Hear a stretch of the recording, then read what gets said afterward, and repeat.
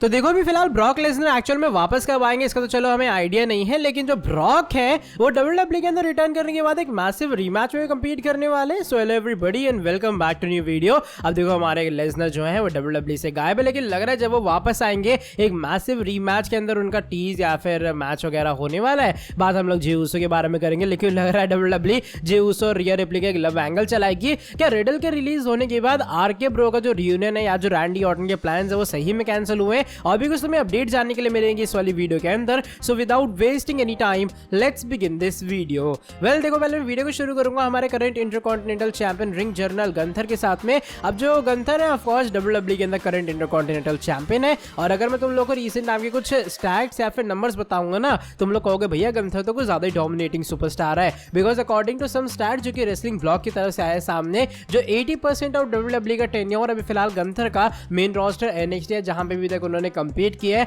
वो as champion निकला है। यानी कि 100 में से 80 दिन या फिर 80 जो % है उसमें गंथर चैंपियन रहे हैं अपने पूरे डब्ल्यूडब्ल्यूई करियर के अंदर, जो कि मुझे लग रहा है अपने आप एक बहुत बड़ा माइलस्टोन है। अब इन बंदों को 2-2 3-3 साल हो जाते चैंपियनशिप ना होल्ड किए, और यहाँ जो गंथर है भैया जब से आए उनकी डोमिनेशन अलग वे में ही है। पहले वो एनएक्सटी के अंदर थी, एनएक्सटी से पहले वो जो एनएक्सटी यूके था वहां पर थी, और उसका जब मेन रोस्टर में आया तब से तो वो इंटरकॉन्टिनेंटल चैंपियन है ही। तो क्या सोच रहे हैं तुम्हारे इस इंप्रेसिव नंबर के बारे में बताना कमेंट सेक्शन में। अगली अपडेट इस बार रैंडी ऑर्टन के बारे में जुड़ी है, और क्या रिडल के रिलीज होने के बाद जो रैंडी ऑर्टन के प्लान्स है वो भी कैंसिल हुए हैं। क्या डब्ल्यूडब्ल्यूई ओरिजिनली ये प्लान कर रही थी कि आरके ब्रो का इन फ्यूचर रियूनियन होता हुआ नजर आता। तो देखो होता क्या रिसेंट टाइम के अंदर इसको लेकर एक अपडेट आई है सामने रिंग साइड न्यूज की तरफ से, और रिंग साइड न्यूज ने यहाँ पर ये बात रिवील की कि भैया देखो अभी फिलहाल तुम लोग को बता दो रिडल के रिलीज होने से एज सच ऑर्टन के प्लान्स के ऊपर कोई भी इंपैक्ट नहीं पड़ा है। द रीजन बिहाइंड डब्ल्यूडब्ल्यूई दोबारा कभी कंसीडर ही नहीं कर रही थी आरके ब्रो के रियूनियन के लिए। यानी कि अगर रैंडी ऑर्टन वापस भी आते हुए नजर आते और ये डब्ल्यूडब्ल्यूई किसी डिफरेंट स्टोरीलाइन किसी डिफरेंट एंगल में ही डालते,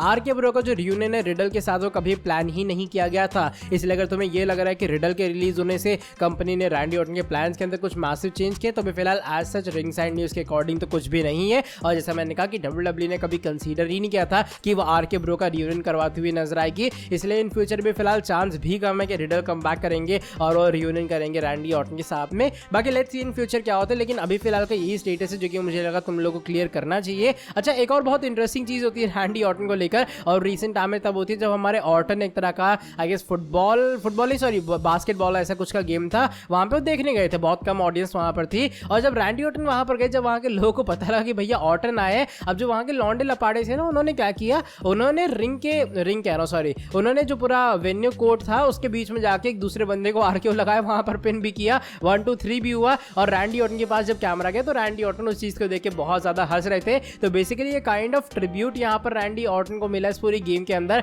जो कि ESPN वालों की तरफ से वीडियो आई थी सामने कि भैया देखो ऑर्टन वहां पर गए हैं और आरके तो हर जगह जा रहा है जहां पर ऑर्टन जा रहे हैं। अब चलो बढ़ते हैं इसके बाद वाली अपडेट की तरफ। ये जे ऊसो के बारे में जुड़ी है। अब देखो जे ऊसो एक्चुअल में डब्ल्यूडब्ल्यूई के अंदर सीन ये कर रहे हैं, बंदी तेरी रोमांस मेरा, क्योंकि जे ऊसो लगातार करने का ये ट्राई कर रहे हैं कि भैया रिया रिप्ली तुम मेरे साथ आ जाओ, तुम और मैं मिलकर रहते, डोमिनिक मिस्टीरियो गया भाड़ में, बेचारा बडी मर्फी की तो अलग ही दुनिया है। लेकिन होता है कि रिसेंटली जो जे ऊसो वो कुछ स्टोरीज पोस्ट करते हुए नजर आए अपने ऑफिशियल इंस्टाग्राम अकाउंट के ऊपर, जिसका स्क्रीनशॉट तुम लोग देख पा रहे हो। एक में वो पता नहीं शादी बारात करके रिया रिप्ली को रिंग साइड से ले जा रहे हैं, पीछे डोमिनिक मिस्टीरियो है। दूसरे के अंदर तुम देख रहे हो कि हमारे जेम्स एल्सवुड और कार्मेला का जो रन था डब्ल्यूडब्ल्यूई का, उसकी एक फोटो है और लिखा है रिया रिप्ली को टैग करके, this could have been us but you are playing. कि भैया ऐसे यानी कि जेम्स एल्सवुड और जो कार्मेला जैसे रह रहे थे पहले, अब वैसे ही हमारे जे ऊसो और रिया रिप्ली भी डब्ल्यूडब्ल्यूई के अंदर रह सकते हैं। लेकिन खेलने की आदत है ना वो रिया रिप्ली की जा नहीं रही है, एक तरह का दिल से खेलने की मुझे लग रहा है बात हो रही है यहाँ पर जे ऊसो की तरफ से। तो भैया लगातार जो जे ऊसो है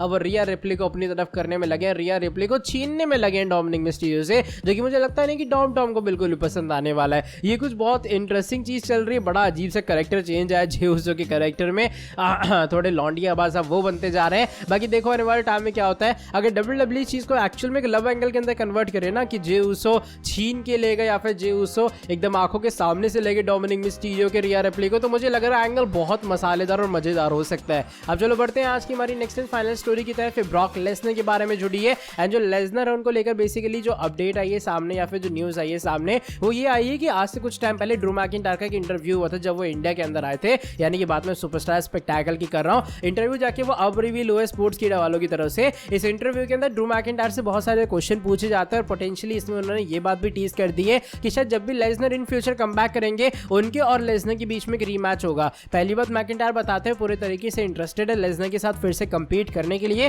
फिर वो बताते हैं किस तरीके से सिंगल्स मैच की अगर इनकी राइवलरी देखी जाए वो 1/0 है। 1 पॉइंट मैकिंटायर के पास है जो कि उन्होंने रेसलमेनिया में ब्रॉक को हराया था, और 1 पॉइंट अभी फिलहाल बिल्कुल भी नहीं है ब्रॉक के पास में। बात रॉयल रंबल की एलिमिनेशन की होती है तो ड्रू मैकिंटायर ने जो रंबल जीता था वो ब्रॉक को एलिमिनेट करके जीता था, और ब्रॉक ने भी ड्रू को एलिमिनेट किया था जब वो रॉयल रंबल जीते थे। तो एक तरह का रॉयल रंबल वाले सीन के अंदर तो 1-on-1 है, लेकिन अगर तुम बात करो रेसलमेनिया वाले मैच के बारे में तो वहां 1/0 है। और मैकिंटायर का ऐसा मानना है कि इन फ्यूचर जो लेसनर है वो इस चीज के ऊपर जैसे ही ध्यान देने वाला है वो एक रीमैच के लिए जरूर आएगा, और वो चाहेगा कि एक बार फिर से वो आके ड्रू मैकिंटायर का कंपीट करे। और हाँ, ड्रू मैकिंटायर कहते हैं भैया मैं भी रेडी हूं एक और मैच के लिए, क्यों ना पार्ट 2 हो जाए रेसलमेनिया के अंदर मेरे और ब्रॉक लेसनर के बीच में। तो ओवरऑल चीजें तो बहुत इंटरेस्टिंग लग रही हैं। आई मीन एक रीमैच मैकिंटायर और लेसनर के बीच में एक बहुत अच्छी चीज होने वाली है। बट आई होप सो कि इस बार जो हमारे ब्रॉक है वो विक्ट्री हासिल करते हुए नजर आए। ये कुछ रीमैच में फिलहाल पिच हुआ है, इसको लेकर तुम्हारा क्या ओपिनियन है? क्या तुम्हारे हिसाब से WWE को रीमैच करवाना चाहिए या फिर नहीं?